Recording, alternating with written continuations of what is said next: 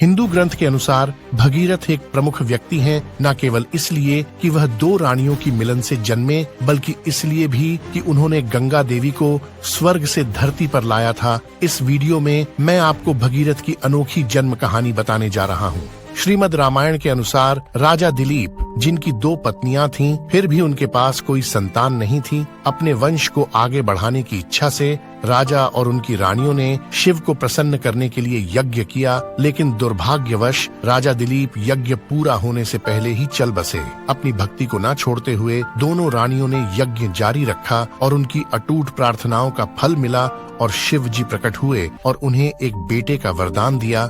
लेकिन ये कैसे संभव होगा? पिता के बिना बच्चा कैसे जन्म ले सकता है? जब रानियों ने अपनी उलझन व्यक्त की, शिव ने एक दिव्य समाधान बताया। उन्होंने कहा कि वे बिना पुरुष के भी संतान कर सकती हैं। दोनों रानियां, जो पहले से ही एक गहरे संबंध में बंधा हुआ था, शिव की शब्दों पर विश्वास थी। तय समय पर वे दोनों एक साथ यौन रूप से एकत्रित हुईं और 10वें महीने में एक पुत्र को जन्म दिया। यह अद्भुत बच्चा, जो दो महिलाओं के मिलन से जन्मा, भगीरथ कहलाया। उसके नाम में उसके असाधारण जन्म का रहस्य था, यानी भगा का अर्थ है स्त्री अंग। लेकिन उसके बारे में एक और खास बात था।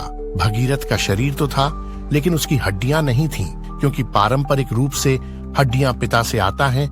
जैसे जैसे भगीरथ बड़ा हुआ, उसे अपनी दो माताओं से जन्म लेने कारण ताने सुनने पड़े। उसका शुरुआती जीवन चुनौतियों से भरा था और उसका शरीर थोड़ा अलग होने के कारण लोगों से ताने मिले। लेकिन किस्मत के पास उसके लिए बड़ी योजनाएं थीं। एक दिन अपने गुरु ऋषि वशिष्ठ के साथ यात्रा करते समय भगीरथ ने ऋषि अष्टावक्र से मुलाकात की, जो विकलांग था, जिनका शरीर 8 जगहों पर मुड़ा हुआ था। भगीरथ की शक्ल देखकर अष्टावक्र ने समझा कि वह उसका मजाक उड़ा रहा है और उसे शाप दिया। लेकिन यह शाप इस प्रकार का था, अगर भगीरथ का कोई बुरा इरादा नहीं था तो वह राख नहीं होगा, बल्कि सबसे खूबसूरत आदमी बन जाएगा।